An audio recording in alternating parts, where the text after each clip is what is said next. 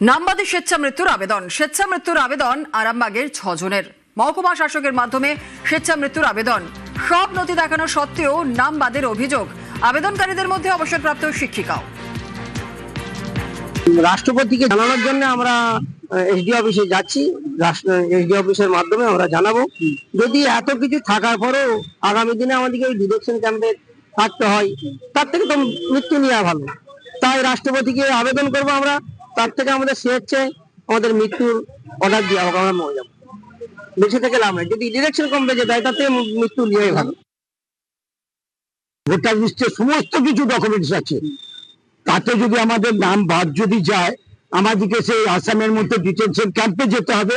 সেই জন্য ওরা রাষ্ট্রপতির কাছে আবেদন করছে যে তার চেয়ে আমাদের স্বেচ্ছায় যাতে আমাদের মৃত্যু যাতে উনি যাতে অনুমতি দেন, সেই জন্য ওনারা এসডিও এর কাছে যাচ্ছে। এসডিও মারফত রাষ্ট্রপতির কাছে পাঠাবেন।